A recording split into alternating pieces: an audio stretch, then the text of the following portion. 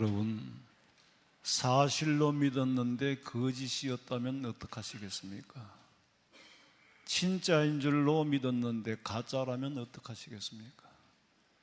세상에는 속고 속이며 살지만은 하나님 앞에서 우리가 추구하고 쫓아가는 나를 구원하실 예수님이 참 메시아가 아니라면은 우리는 인생의 낭패를 당하는 게 되는 거고, 반대로 예수님이 아닌 다른 자를 신으로 만들어 숨기거나 속아 산다면은 그 낭패는 영원한 지옥입니다. 저는 가능하면 천국은 말하지만은 지옥은 잘 말씀드리지 않는데, 왜? 성도들이 비위를 맞추려고, 듣기 싫어하니까. 자칫하면 내가 지옥 갈 사람으로 해당이 될 수도 있다고 생각을 하니까. 이 목사는 사꾼이에요. 위화감을 조성한다, 불안을 조성한다 할까봐 복음을 제대로 전하지 못했던 사람이에요. 너무 하나님 앞에 부끄럽고, 복음을 못 전한 게 아니라 전해야 할 걸 안 전했다는 거지. 왜? 사람 눈치 때문에. 자, 여러분, 세상이 아무리 혼란해도, 이전에도 혼란했고 지금도 혼란하고 앞으로 혼란의 속도는 여전히 더 가속화될 겁니다. 근데 아무리 혼란스러워도 하나님의 말씀은 흔들리질 않아요. 세상 사람들의 애착과 세상 사람들의 생각은 다 빗나가도 성경 말씀은 1.1획도 유사 이래로 빗나간 적이 없어요. 하나님이 천지 만물을 창조하신 이후에 하나님의 말씀에서 빗나가는 일이 없었다는 거예요. 우리 예수님을 믿는 사람들은 허상을 쫓는 것이 아니라 참상을 쫓고, 우리는 틀림없이 하나님께서 만드신 피조물이요, 아담은 우리의 조상이라는 사실, 이 사실을 확실하게 믿어야만이 믿음이 흔들리지 않는다는 겁니다. 사탄의 세력들은요, 정치, 경제, 사회, 문화와 이 모든 것을 동원하여서 성경적인 가치관을, 성경적인 세계관을 가진 사람의 정신을 무너뜨리려고 노력을 하는데, 우리는 무너져 가면서도 서서히 자연스럽게 받아들여지는데 또한 학습이 되어 있어요.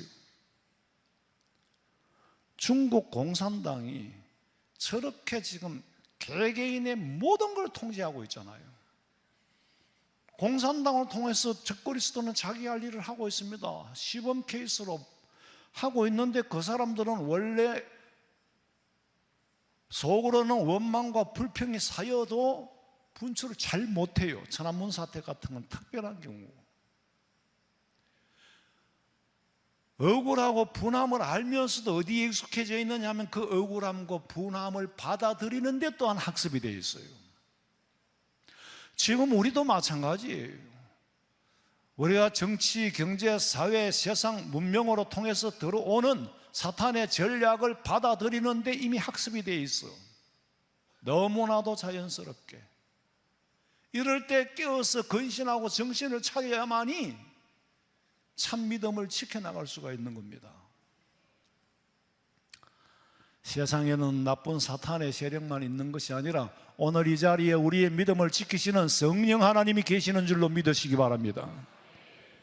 참 믿음의 사람은 어떤 방해가 와도 방해 때문에 할 일을 못하거나 방해 때문에 해야 할 일을 하지 않는 일도 하지 않습니다. 지금 이 시대는요, 21세기의 양자 문명 속에 삽니다. 때는요, 말세 마지막 때에 살아가고 있습니다.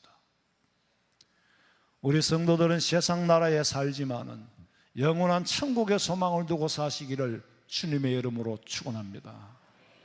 나라님이 백성들을 잘 살게 해요? 모르겠어요. 대한민국이 건국된 이후에 이승만 대통령은 자기 할 일을 했고, 박정희 대통령도 자기 할 일을 했고, 그 이후에는 월급 받아먹고 산 사람들이고, 빨갱이 나라는 안 만들었으면 다행이고 국민들에게 스트레스 안 주는 것만 해도 감사한데 갈수록 국민들에게 스트레스를 줘요. 아니 어떻게 나라님이 국민들에게 못 살도록 스트레스를 줍니까? 그러나 그건 땅의 일이고 만약에 영원히 이렇게 살아라 그러면 견딜 사람 없어요. 우리는 천국의 소망을 가지고 있기 때문에 땅에 주어지는 고난과 역경을 넉넉히 그보다 더 큰 소망이 있기 때문에 참고 견디는 거예요. 그렇다고 나라가 어떻게 돌아가든지 방관하라는 말도 아니에요. 관심을 두지 말자는 말도 아니에요. 다만 궁극적으로는 예수님 말씀하시길 내 나라는 땅에 있지 않고 하늘에 있다. 우리 성도들의 나라는 하늘에 있는 줄로 믿으시기 바랍니다. 2022년 2월 24일 러시아가 우크라이나를 공격했습니다. 침공할 때는 난리도 아니었죠.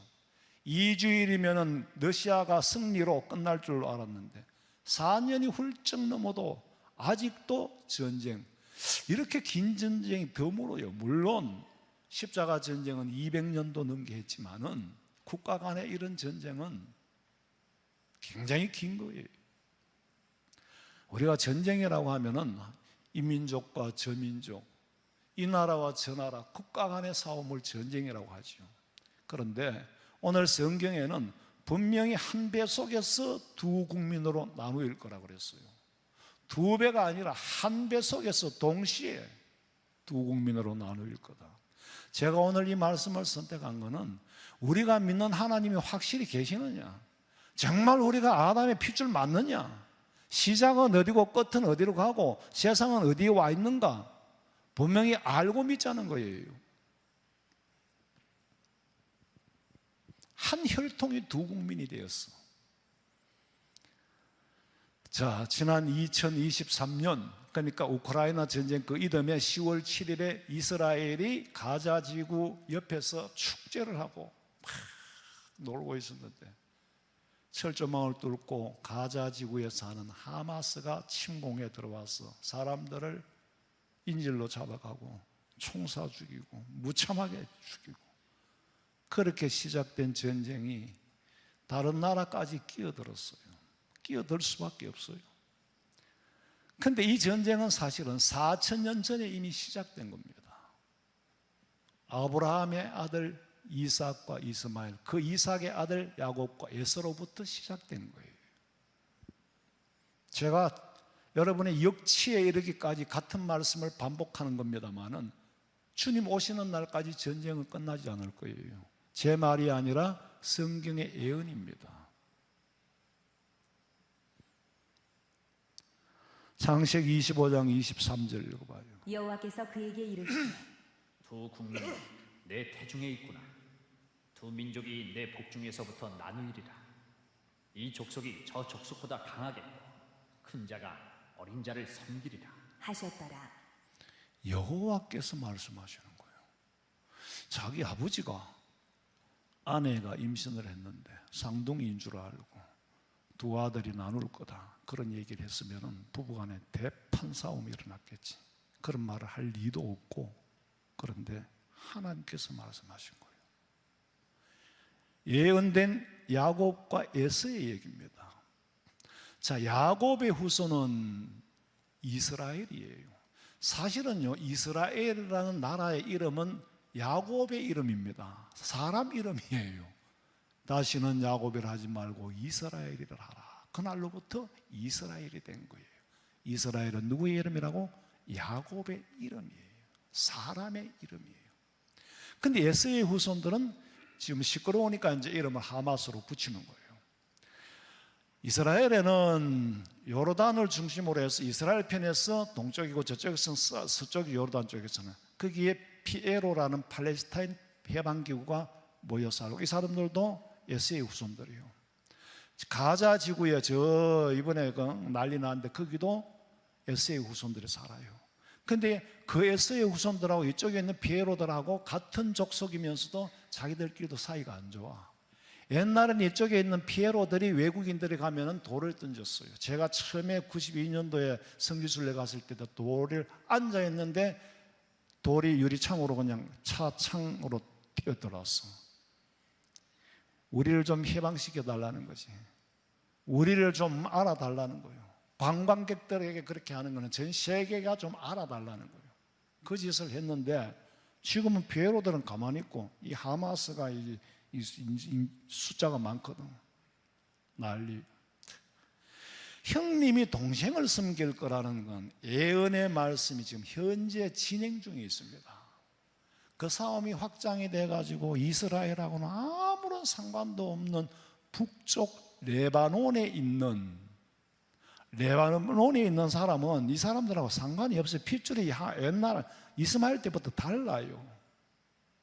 레바논에 있는데 그것도 이상한 무장단체 정당인데도, 아니 정당이면 국회의회 활동을 해야지, 정당인데도 이란의 후원을 받아가 돈을 받아먹고 군사를 조직하고 무기를 가지고 어디를 때리냐? 이스라엘을 때려요. 누가 시켰지? 이란이 시켰지. 왜? 이란이 이스라엘을 미워하니까. 니들이 좀 때려도 돈은 대줄 테니까. 자기들끼리는 아무 힘이 없어요. 이쪽에는 하마스도 인구만 올챙이처럼 오글오글 사는데 아무것도 생산할 수 없고 먹고 살기도 힘드는데 무슨 놈의 무기가 있습니까? 누가 대줍니까? 이란이 대줍니다. 왜? 이스라엘을 미워하니까.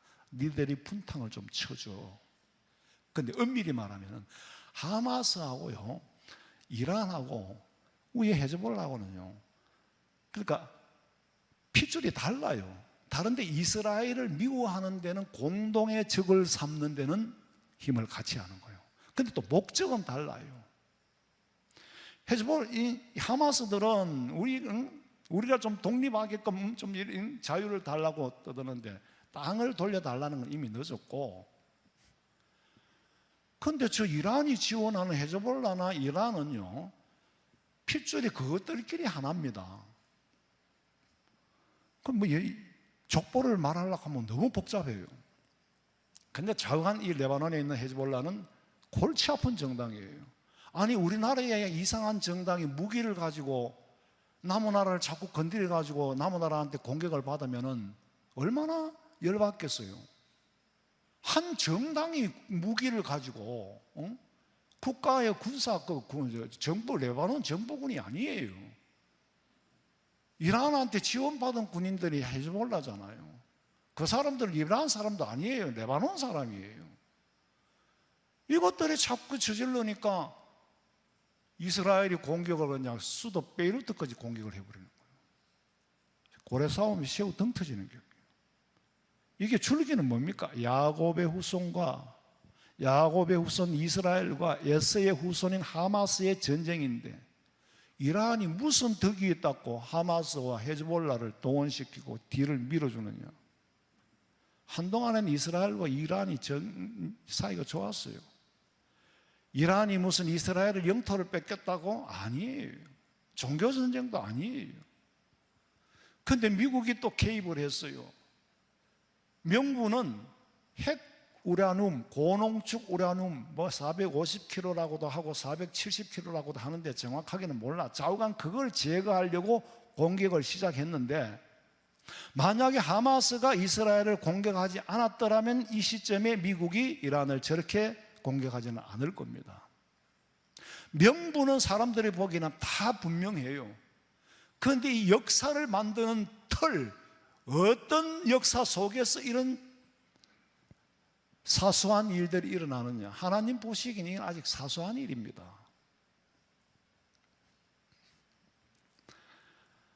마지막 때에 일어날 예언된 전쟁이 일어나고 있을 뿐이지, 이렇다고 무슨 하나님의 역사가 바뀌는 건 아니에요. 있을 일이 있는 거고 있어야 할 일이 있는 거예요. 다만 인간들의 눈에는 저건 말도 안 되는 일이다. 말도 안 되는 일들을 너도 하고 나도 하고 있습니다. 전쟁의 성패는요, 여호와 하나님에게 있는 거예요. 그 큰 러시아가 우크라이나를 당장 삼킬 수 있을 줄 알아도 성경의 원리는 그렇지 않습니다. 사무엘상 17장 읽어봐요. 또 여호와의 구원하심이 칼과 창에 있지 아니함을 이 무리에게 알게 하리라. 전쟁은 여호와께 속한 것인즉 그가 너희를 우리 손에 넘기시리라. 누가 한 말이에요? 어린 소년 다윗이 한 말이에요. 다윗의 믿음의 눈으로 볼 때는 거대한 골리앗이 아무것도 아닌 걸로 보이는 거예요. 그 블레셋 무시무시한 군대가 아무것도 아닌 걸로 보이는 거예요. 만약에 우리 하나님이 우리가 옳다면 우리 편을 들어 이기게 할 거고, 저놈들이 옳다면 내가 미운 원수지만은 저놈들이 이기게 할 거고, 전쟁은 여호와의 손에 있다. 그렇다고 가만히 있느냐? 아니야. 의분을 바란 거예요. 할례도 받지 못한 블레셋 군들이 나를 욕하는 것은 참겠는데 여호와 하나님을 욕하는 것은 참을 수가 없다는 의분을 바래서 골리앗이 물맷돌로 골리앗을 친 거예요. 전쟁은 하나님께 있다. 미국이 저 초강대국이 된 것도요, 그 사람들의 지도자들의 정신이 기독교 정신, 성경적인 세계관을 가지고 있기 때문이에요. 아브라함 링컨 대통령 때 남북 전쟁이 일어났어요. 남쪽에는 그 조지아주, 켄터키, 테네시 여러 개 주가, 한 5개 주가 노예를 부려먹고 있었는데, 이 노예를 해방시키자. 근데 미국은 우리가 경상북도, 경상남도, 서울이 모여가 한 나라가 된 거하고는 다르잖아요. 엄밀히 말하면 50개라고도 말하고 52개라고도 말해요. 어느 하나를 주로 치면은 주가 되는 거고, 좌우가 50개예요. 52개예요. 52개의 나라가 모여서 한 스테이트를 이룬 거예요. 그래서 유나이티드 스테이트라고 그러잖아요. 그 주마다 정부 군인이 따로 있어요. 남북 전쟁 때 전쟁했던 흔적이 그대로 있어요. 주마다 대부분이 있고 법이 달라요. 여기서는 됐던 면허증이 저기 가면 새로 따야 돼요. 법이 다르단 말이에요. 50개가 넘는 나라가 한 국가를 이룬 거예요.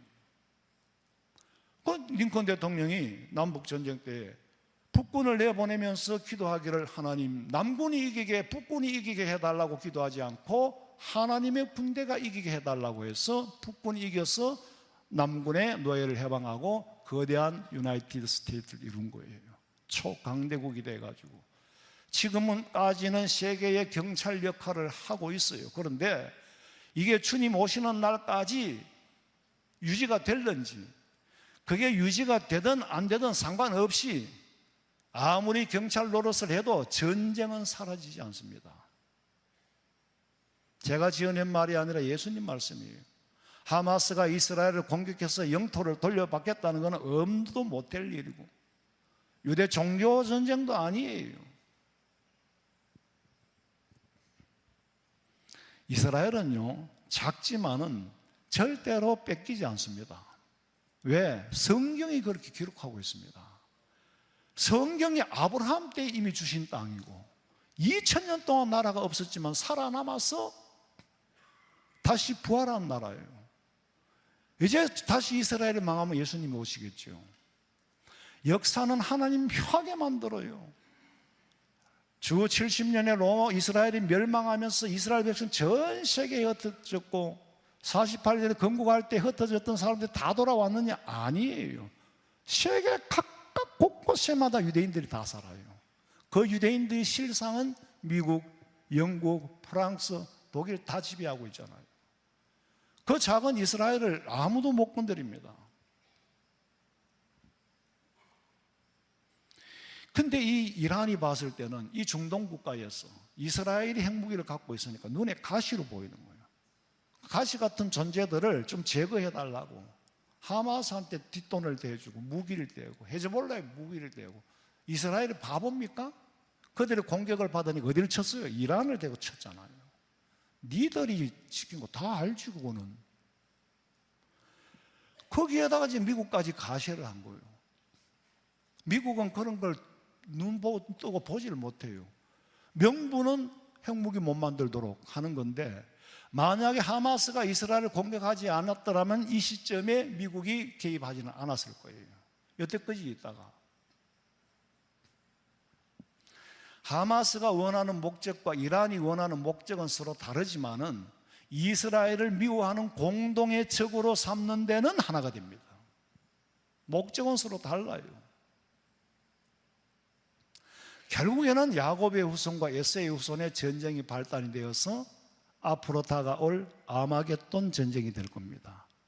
성경에 그렇게 기록이 되어 있어요. 요한계시록 16장 16절에 보니까 새 영이 히브리어로 아마겟돈이라 하는 곳으로 왕들을 모으더라. 왕들을 모은다는 국가들을 모으는 거예요. 그래서 마지막에 아마겟돈 전쟁에는 많은 나라들이 참여하고 참여하지 않는 나라까지 지구의 종말을 보게 될 겁니다. 온 세계가 엮일 것이라는 걸 예언하신 거예요. 사람들은 전쟁과 세상 정치에 한눈을 파는 동안에 사탄이라는 놈은 과학과 문명을 이용해서 적그리스도 짐승 정부를 지금도 만들어 가고 진행 중에 있어요. 예를 들면 우리가 지금 투표에 선거에 지금 신경을 쓰는 동안에 사탄은 계속해서 자기 할 일을 하고 있어. 선거에 신경을 끊자는 얘기가 아니에요. 우리나라 대통령은 누가 뽑습니까? 우리나라의 지자체 장들은 누가 뽑아요? 국민들은 가서 줄 서가지고 내가 보기엔 그래요. 선거관리위원회에서 뽑는 것 같아. 우리는 전부 다 부역하러 간 사람이에요. 자, 그건 이미 아시다시피 중국 공산당은요, 자기 할 일들을 다 이 사탄의 적그리스도에게 시범 케이스가 되고 있어요. 일거수일투족 전부가 다 통제를 받고 있잖아요. 그 시스템으로 몰아갑니다. 이거는 뉴 노멀이 아니라 뉴 노멀이에요. 질서가 없는 것이 질서라는 말씀을 제가 드린 적이 있죠. 질서가 없어요. 여러분, 국가 간의 은밀히 말하면 국제법이 사실은 없습니다. 우리가 국제법이 있느냐, 국제법, 그런데 통칭하는 거지. 국제 간에는 조약과 그저 동맹이 체결이 조약이 있을 뿐이지 법은 없어요. 왜? 구속력이 없잖아요. 러시아는 미국, 중국 다 유엔 안보리 국가입니다. 유엔 안보리 국가가 약자를 치잖아요. 전쟁을 말려야 할 나라가 전쟁을 하잖아요. 러시아가 이란을 치잖아요. 미국도 마찬가지입니다. 미국도 안보리의 국가이면서 전쟁을 하잖아요. 중국도 대만을 먹으려고 하잖아요. 거기 무슨 법이 있어요? 뭐가 법입니까? 힘이 법이에요. 미국은 남의 나라 대통령인가 뭔가를 찝어가지고 와버리고 찝어가지고 죽여버리고 힘이 법인 게 이 세상의 질서예요. 근데 인류 역사의 시작과 끝을 알고 예수님 말씀하시기를 무법한 때가 올 때 조심해라. 무법. 세계에도 무법시대입니다. 나라는 더더구나 더하지요. 힘이 법이라니까 이게 무법이에요. 예수님께서는 계시록 1장 4절에 이제도 계시고 전에도 계시고 장차 오실 예수님. 예수님께서는 태초의 창조주 하나님이었어요. 그 하나님이 이 땅에 요한복음 1장 1절 봐요. 태초에 말씀이 계시니라. 이 말씀이 하나님과 함께 계셨으니 이 말씀은 곧 하나님이시니라.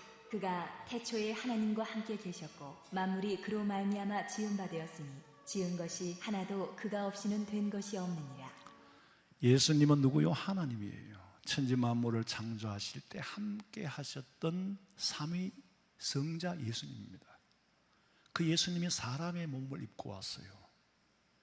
첫째 사람 아담이 범죄해서 타락했기 때문에. 근데요, 아담이라는 말은요, 사람 이름이 아닙니다. 사람을 아담이라고 하는 거예요.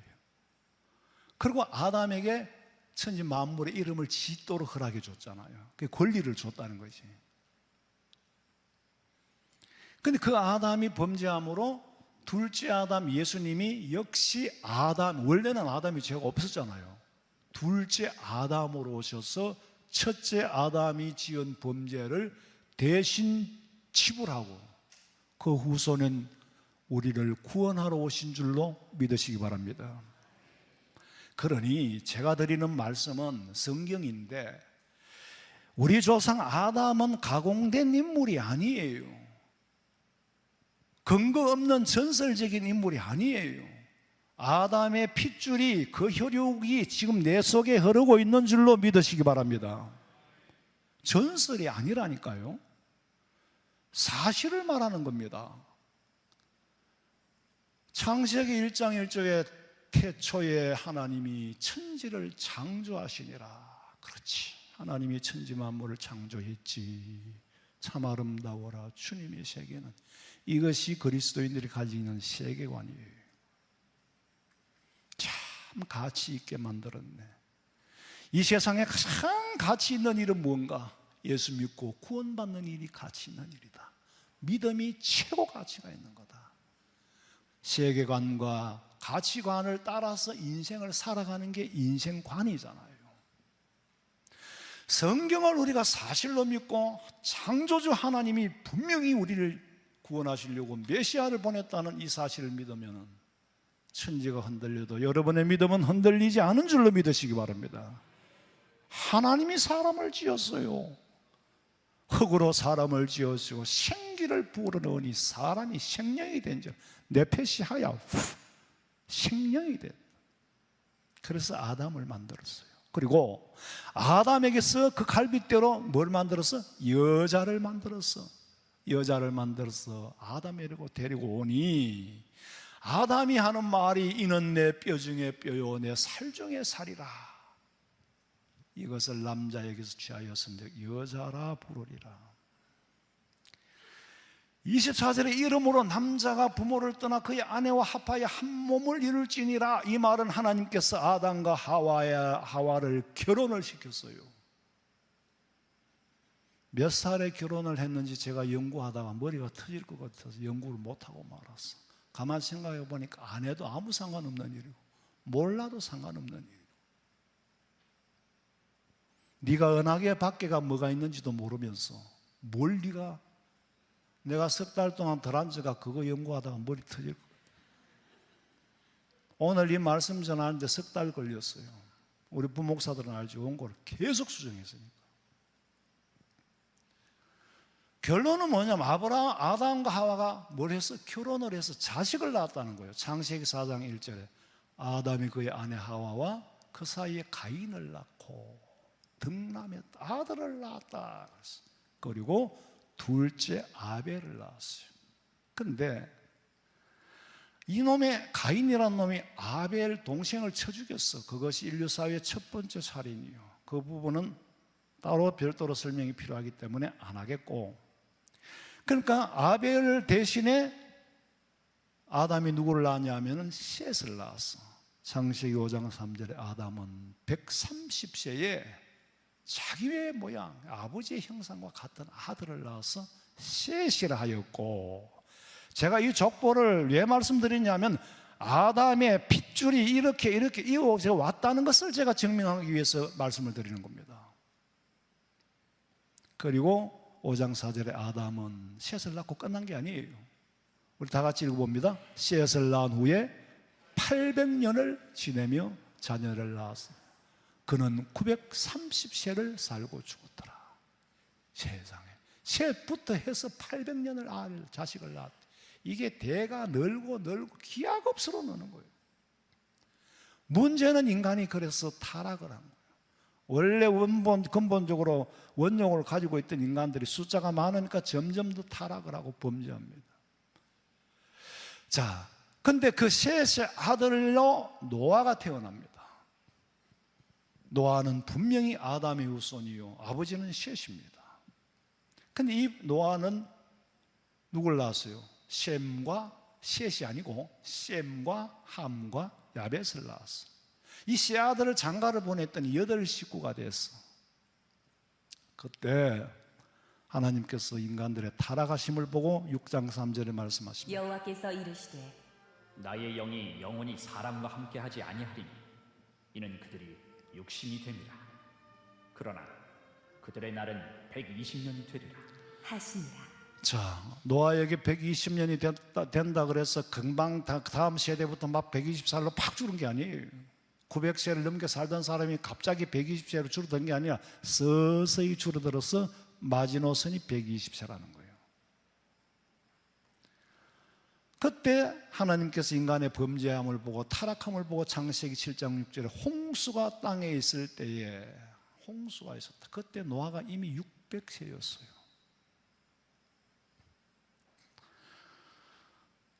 노아에게 홍수가 있을 거라고 방주를 만들으라고 해서 방주를 만드는 걸 보고 동네 사람들이 다 저 노아가 나이가 많아가 미쳤다. 저 할아버지가 노망이 났구나.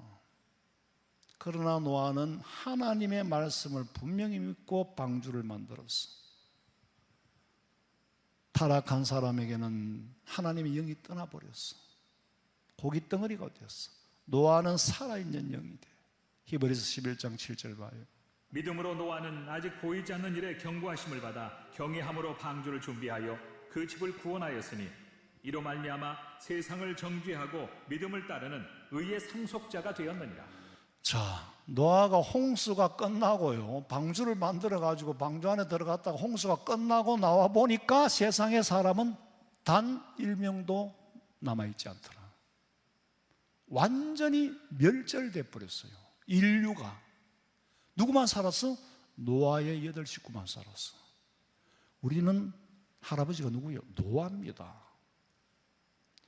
그러니까 완전히 한번 종말이 와버렸다니까. 거기에 살아남은 자가 노아예요. 방주를 만들었어. 방주는 예수 그리스도의 표상인 줄로 믿으시기 바랍니다. 노아 홍수가요 전설입니까? 아니에요. 성경은 육하 원칙의 사실로 기록하고 있습니다. 창세기 7장 11절. 노아가 600세 되던 해 둘째 달 곧 그달 11의 날이라.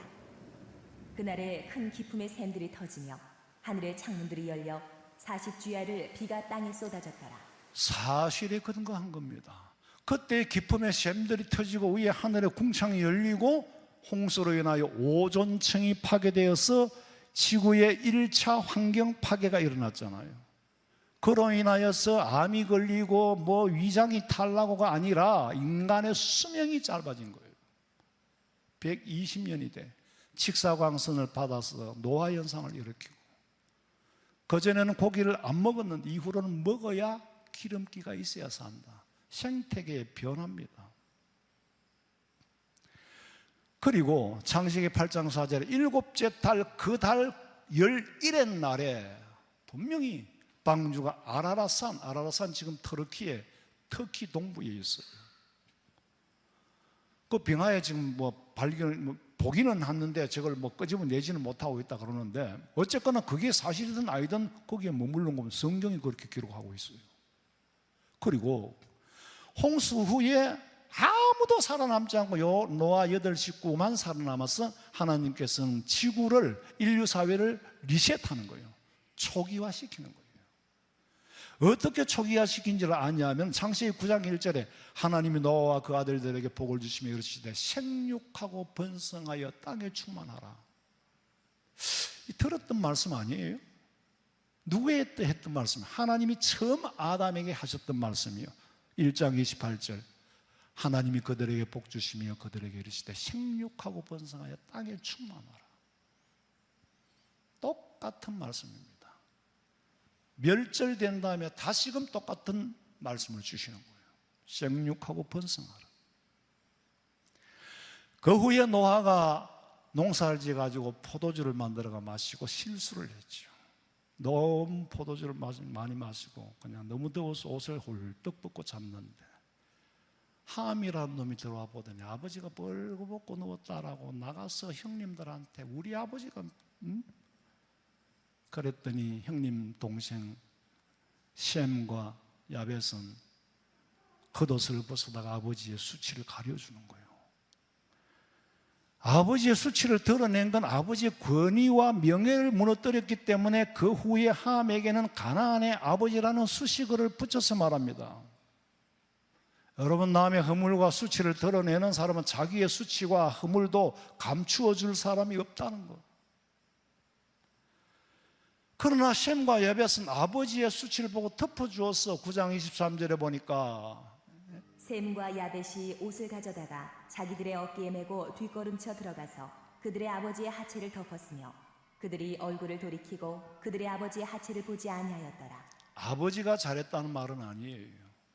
술 많이 먹으면 이런 수치를 드러낸다는 거예요. 술 적당히 먹어야 돼. 아버지가 잘했다는 말은 아니에요. 그러나 아버지의 수치는 드러내는 것 자체가 죄값이고, 네가 아들이 아버지의 명예를 더럽히고 권위를 무시하는 거, 이거는 질서를 어기는 거니까 하나님 허락을 안 해.